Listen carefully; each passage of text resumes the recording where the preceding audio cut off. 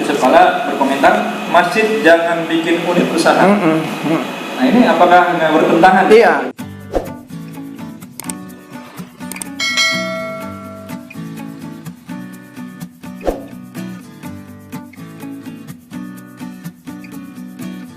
Masjidnya ya, bahan parkir, air depannya. Ini gedung zona muamalah MRBJ.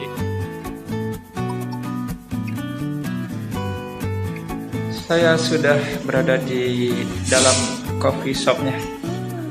Nah itu Bang Rifki nih yang menyajikan baristanya. Saya hari ini pesan kopi latte.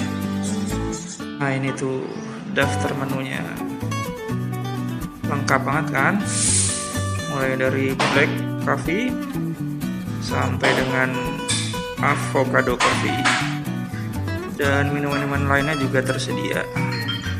Nah, sudah bisa dibayarkan lewat uang elektronik. Wah, ini bakery-nya nih, lengkap banget deh.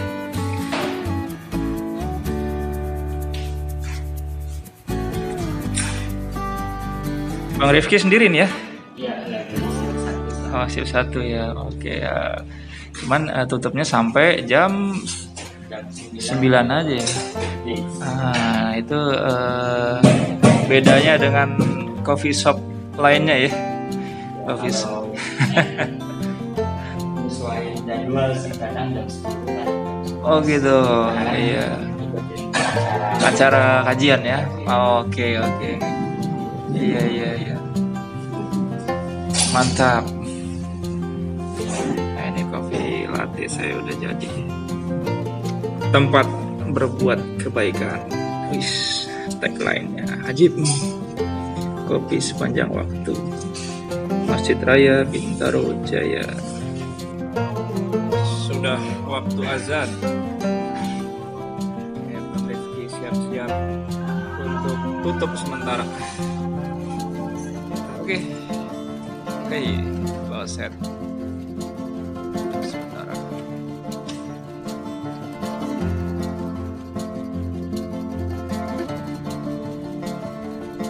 Dapur rumah Fresh Market, kita masuk aja ke dalamnya. Ini dia penampakannya. Produk-produk buah-buahan, sayur-sayuran segar organik nih ya. Jeruk, apel, terus frozen food juga ada, bakso, pastel, kebab. Ini kulkas-kulkasnya nih. Ini cocok banget nih bagi yang ingin pola hidup sehat. Sayuran organik, pecai, kangkung, bayam, bawang, labu, wortel. Harganya terjangkau lagi ya. Ini usaha dari masjid. Jual di sini produk-produknya sayuran, buah-buahan, ikan, daging. Untuk sayurannya kita sendiri menggunakan produk-produk yang terbaik ya, yaitu produk yang tidak, yaitu ada sayur organik. Dan juga ada ya hidroponik, itu media tanamnya itu media air.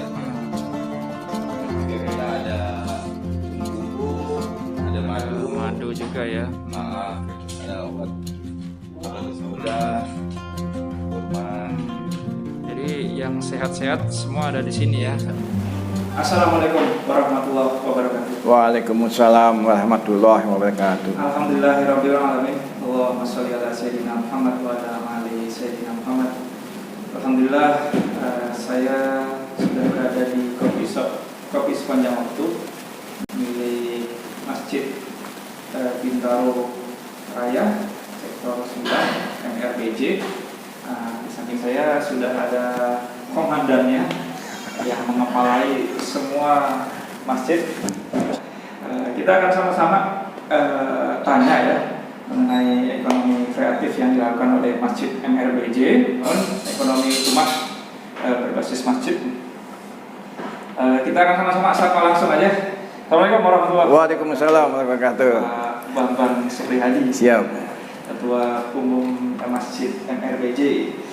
Pak Bambang, ini kan kita lihat umumnya itu kan masjid membuat unit usaha itu seperti minimarket, Iya, BMT, betul. ya tadi Pak Bambang bilang jual kopiah, Iya, gitu, betul. ya. Nah, ini ada sesuatu yang lain di MRBJ nih, sebuah inovasi, kreativitas. Iya, betul. Dan ini ternyata sambutannya luar biasa Iya. di Bintaro ini. Bisa dijelaskan Pak Bambang ini kenapa memilih coffee shop? Iya. Baik.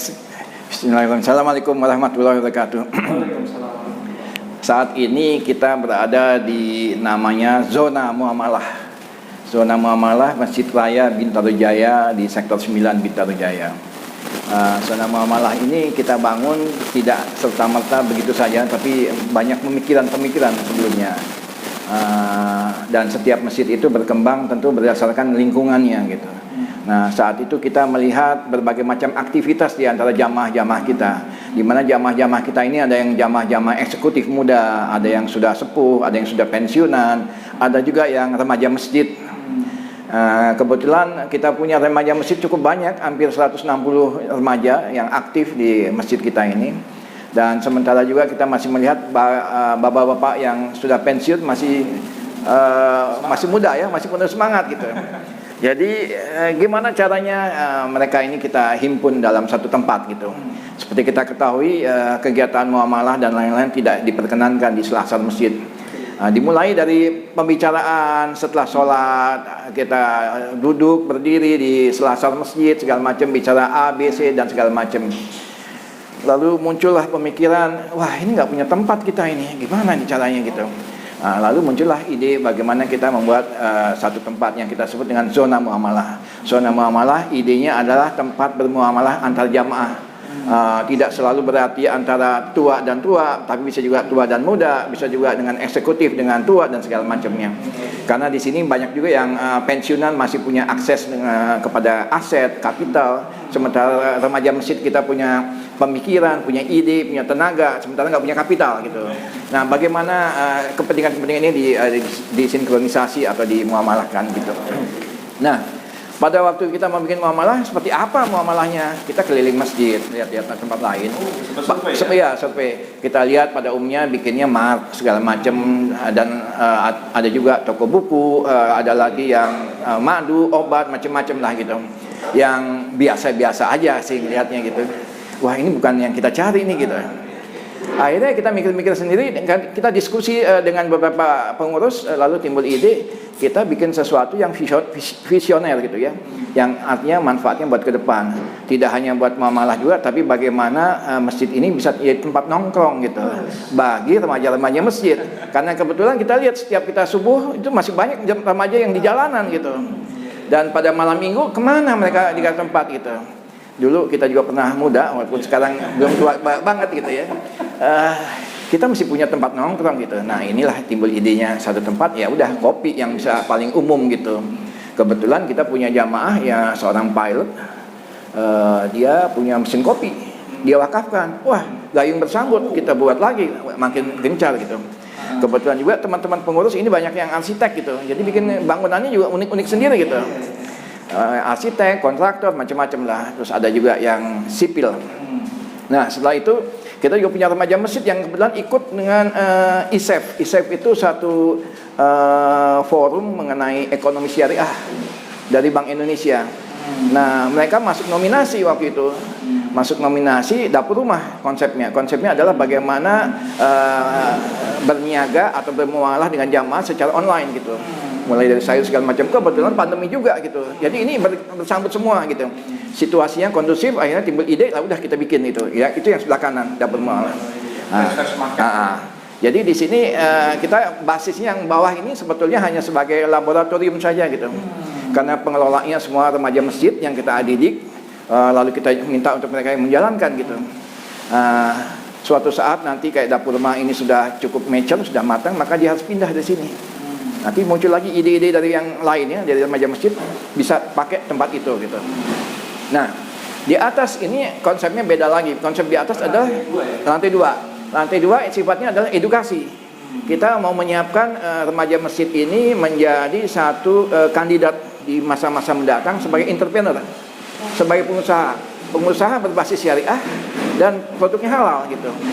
Lalu kita akan bikin program selama 12 bulan, satu kelas yang sifatnya permanen, 7 grup kita bikin, tiga remaja jadi 21 orang, di mana nanti 60% teori, 40%-nya praktek, kebalik, 60%-nya praktek, 40% teori, dan kita akan mengundang beberapa tokoh-tokoh muslim yang sudah berhasil sebagai pengusaha.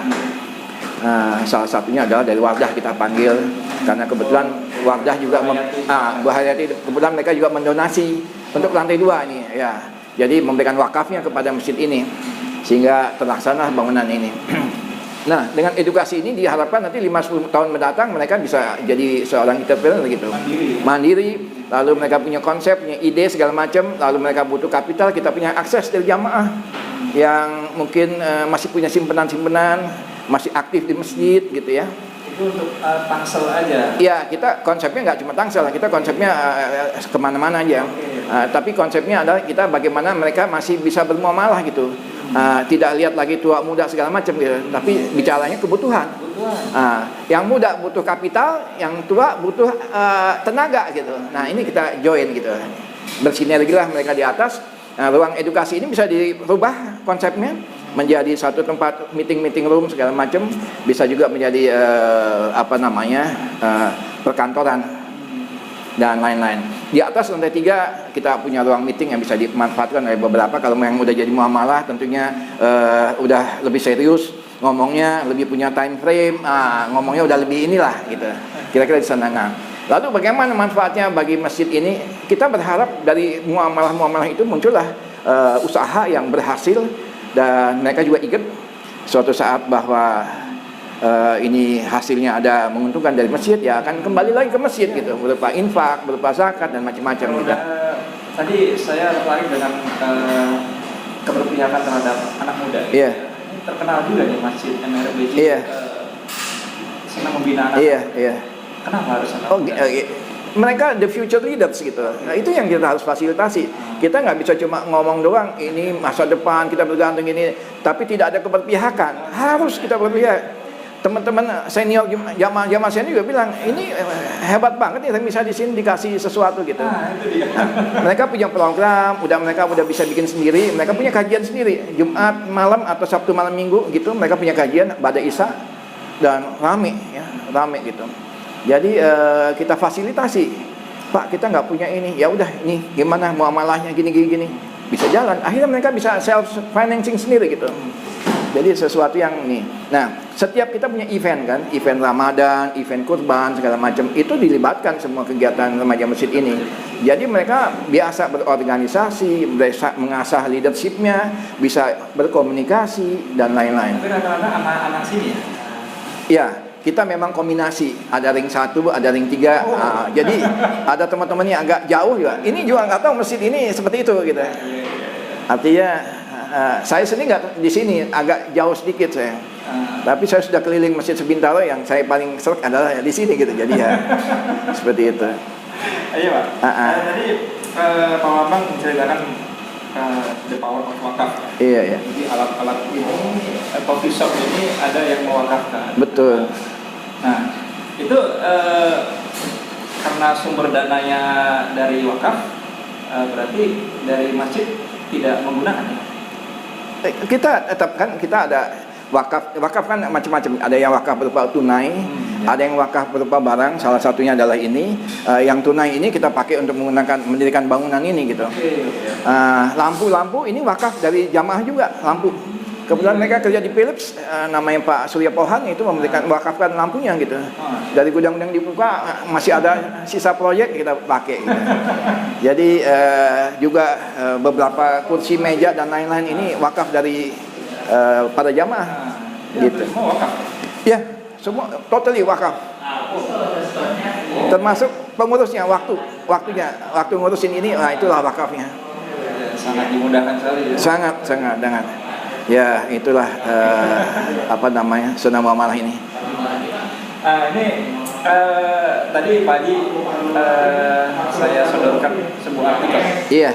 Tentang pernyataan dari Iya. Yusuf Kala. Iya. Tentang Yusuf Kala berkomentar, masjid jangan bikin unit usaha. Nah, di situ intinya alasannya beliau secara pribadi punya pengalaman buruk memimpin masjid di Makassar, itu rugi terus. Nah ini apakah nggak bertentangan? Iya. Jadi kembali kepada Pak Yusuf Kala juga pernah di sini. Ini yang benar ini katanya. Ini yang benar nih di sini. Dia lihat di situ. Kita ada usaha seperti ini segala macam gitu. Tahun berapa di sini Pak Yusuf Kala? 2021. Waktu itu kita memberikan bantuan ke Palestina.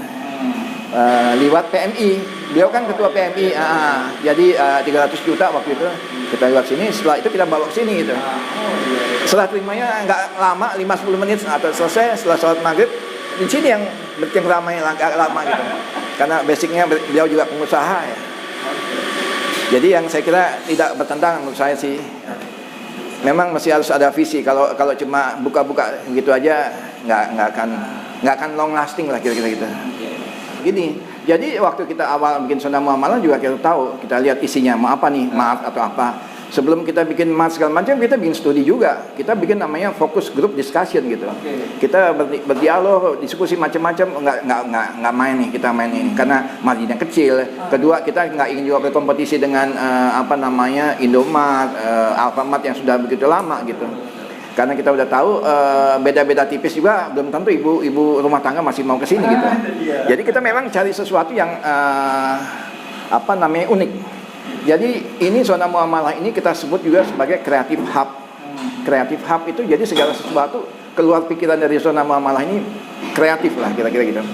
Jadi zona muamalah ini kedepannya khususnya dapur rumah.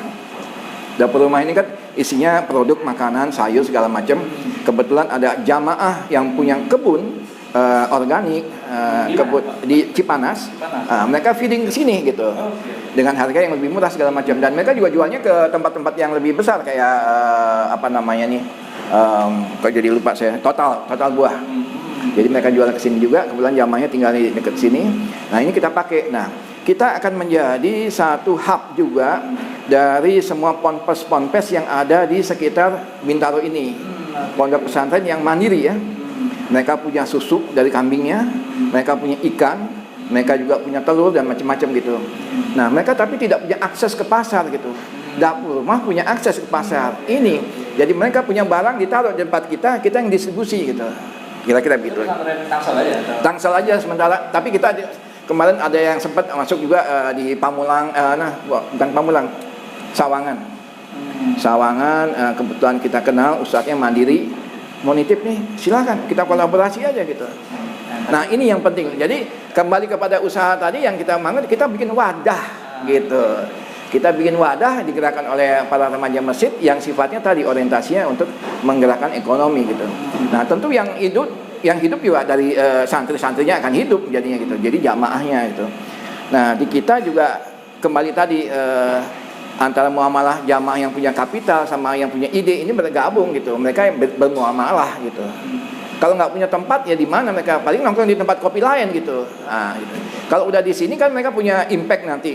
Mereka berhasil segala macam ya, jangan lupa zakatnya, jangan lupa infaknya segala macam. Jadi ini akan juga self financing kepada si masjid ini gitu. Dari muamalah antar jamaah itu. Masjid hanya memberikan fasilitas berupa wadahnya. Iya, kira-kira gitu. Ya, jadi nggak serta-merta kita bikin sesuatu kayak edukasi gimana itu long term sifatnya, mungkin 5-10 tahun mereka berhasil baru mereka kembali ke sini. Jadi bisa dikatakan masjid itu buat unit usaha sepanjang tidak menggunakan uang masjid, atau sebenarnya nggak uang masjid kan ini wakaf ya. Jadi kita sebutnya gimana? Kalau uang masjid kita ada yang kita sebut dengan infak umum ya. Infak umum biasanya untuk operasional gitu ya. Kalau ini kita udah bikin bibit-bibitnya. Jadi financing atau modal kerjanya ya udah datang dari sini sendiri gitu. kita punya pembukuan juga cukup rapi. Jadi pembukuan untuk zona muamalah itu terpisah daripada yang lainnya gitu. Ya. Jadi tidak mustahil juga dari hasil usaha dari zona muamalah ini juga bisa mendukung yang lainnya gitu. Jadi terpisahkan. Iya, terpisah dari segi pembukuannya. Kalau konsolidasi tetap konsolidasi ada, tapi secara bahasanya gini, jangan sampai ini membebani masjid kira-kira gitu. Jadi kita harus hidup sendiri lah kira-kira. Nah, itu dibutuhkan kreativitas gitu, nyari segala macam program ya yang sebetulnya dalam segi ekonomi ya membangkitkan ekonomi, tapi juga lebih besar fungsi sosialnya. Kita ingin memberantas yang disebut dengan pinjaman online, di mana ini rentenir bahasanya. Jadi kita memberikan pinjaman kepada mustahik kita ini ada 2.200 gitu. Bank Islam berarti. Ya, kita memberikan nama gerakan kita gerakan Bank Infak, memberikan pinjaman tanpa riba. Jadi kalau mereka meminjam kepada kita 500.000, dikembalikan selama 10 pekan masing-masing 50.000 rupiah. Jadi 500.000. Nanti setelah selesai dia bisa naik kelas 1 juta, 1.500.000 dan sampai 3 juta. Kita sudah ada sekarang 470 mustahik produktif. Mereka adalah pedagang sayur keliling, nasi uduk, toko kelontong gitu di daerahnya ya. Tukang jahit, ada lagi bikin kue dan macam-macam gitu. Jadi banyak yang terjerat. Oh, banyak sekali.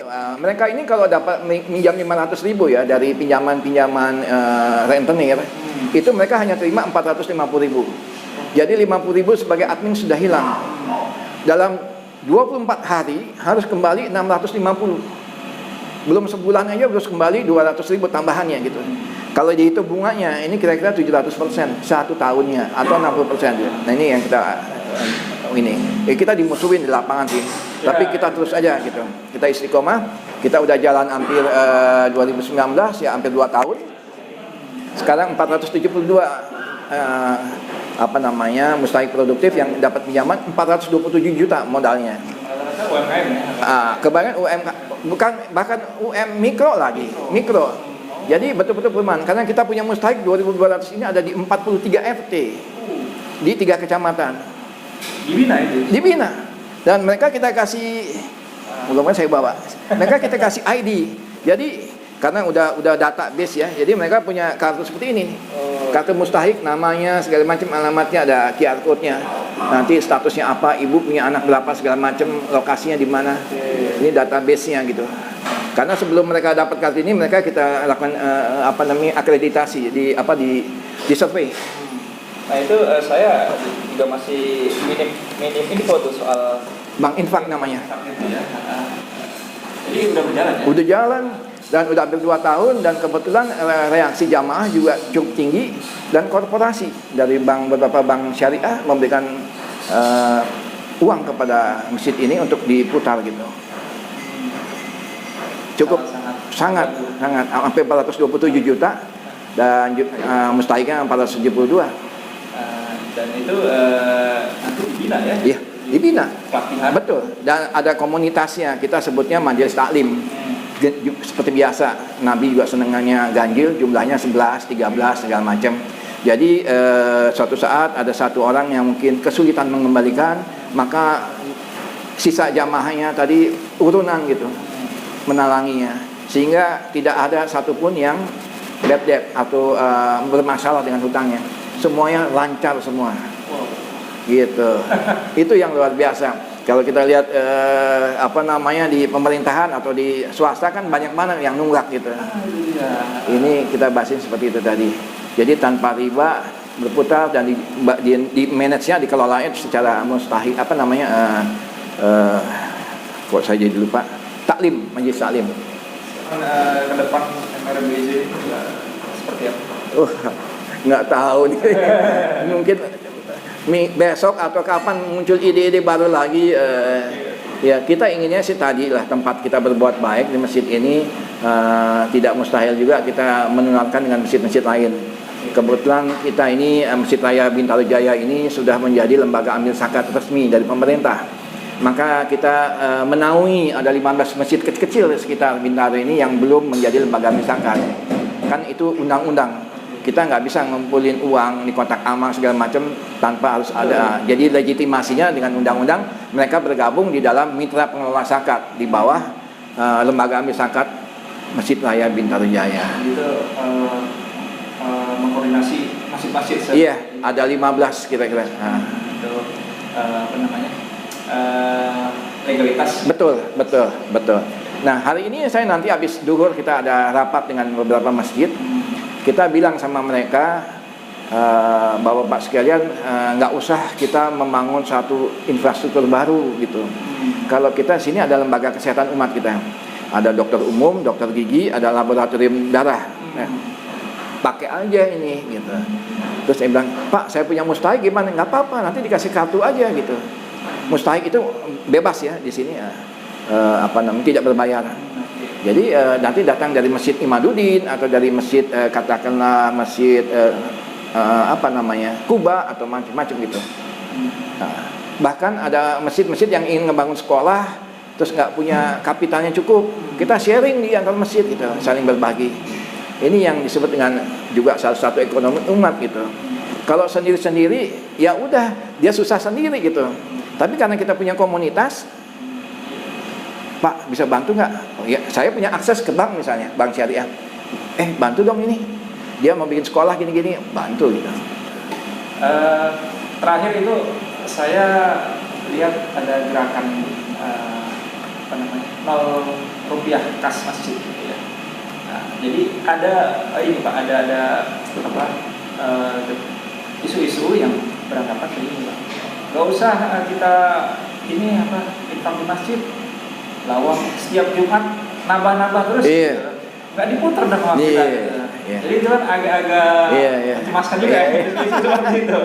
Nah, itu tanggapannya gimana ya? Gini, kalau kita udah ngelola masjid, mestinya tahulah dinamika kehidupan di masjid gitu ya. Nggak mungkin nol masjid is impossible gitu. Kalau ada yang bilang bisa segala macam gitu, ya udahlah terserah dah gimana. Tapi kita nggak. Contohnya apa? Setiap awal bulan kita punya kewajiban bayar listrik, auto debit. Berarti kita harus punya uang di kas, bayar gaji, segala macam ini lumayan ini kita. Dan kita kelolanya seperti tadi itu. Jadi karena kita sudah punya pembukuan yang cukup baik ya, jadi closing time itu bulanan itu tanggal 31, maka tanggal 1 laporan kita sudah selesai. Biasanya 2 minggu, 1 minggu selesai. Karena kita pakai satu teknologi tentu, teknik segala macam. Tapi kembali kepada pembukuan tadi, nggak mungkin kita. Dan kita juga tidak mungkin juga ada pembukuannya begini, karena kita ada menganut PSAK, namanya Standar Akuntansi Keuangan. Untuk masjid yang disebut dengan SPSAK 45 atau sekarang diganti menjadi ISAK 35, itu standar akuntansi keuangan untuk lembaga non profit. Jadi ada tata caranya gitu di situ. Di mana disebutnya sebagai ada dana yang terikat. Dana terikat itu seperti zakat. Zakat kita terima kemarin 8 miliar, kan nggak bisa sehari itu habis juga gitu. Besok kalau ada nanti mustahik yang datang ke masjid butuh uang segala macam, apa nggak punya uang gimana kita?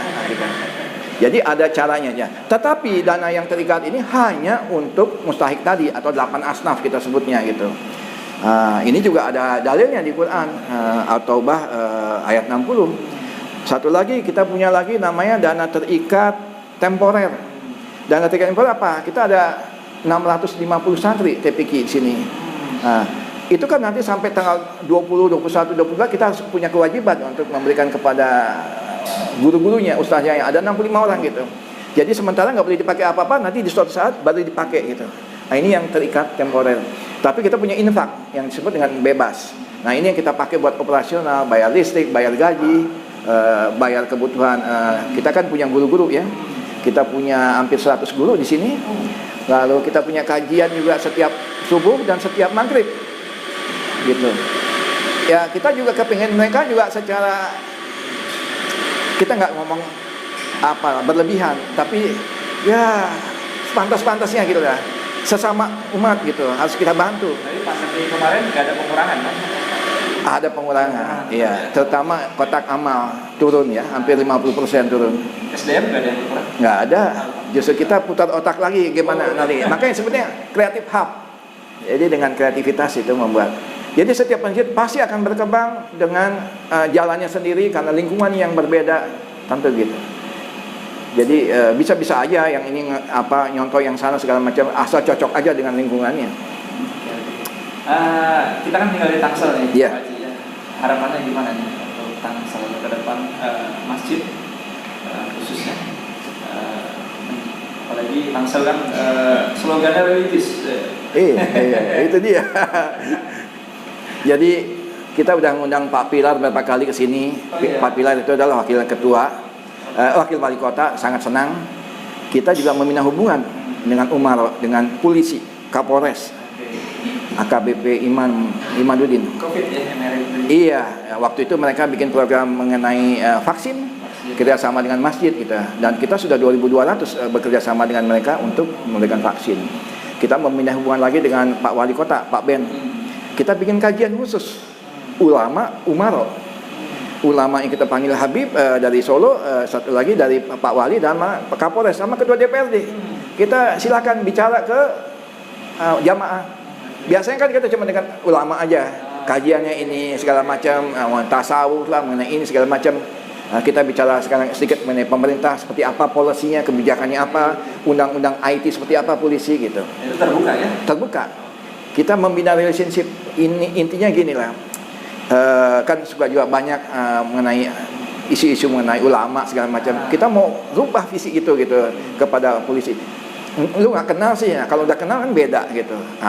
Kita mengenalkan diri, kita mendekatkan diri sama mereka segala macam. Bahwa kita ini ya biasa-biasa aja gitu, nggak seperti yang basal-basal itu bicara gitu. Saya mau bicara realitanya seperti ini. Jadi kembali kepada Tangsel religius ya, kita harus action lah. Kalau bahasanya dakwah dengan gerakan, dengan tindakan gitu. Nggak hanya di mulut aja gitu. Kira-kira gitu. Jadi harus kita implementasikan. Jangan cuma kita ngomong religius segala macam, gimana gitu. Jalanin. Baik, terima kasih kepada Pak Bambang. Seru ya? Atas pencerahannya dari kita ya. Semoga insyaallah niat tulus ini tetap Allah jaga ya. Insyaallah. Dan tentunya manfaat dan barokah buat jamaah dan umumnya kaum muslimin muslimat di sekitar Tangsel. Terima kasih atas perhatiannya. Sampai jumpa lagi. Wassalamualaikum warahmatullahi wabarakatuh. Waalaikumsalam warahmatullahi wabarakatuh.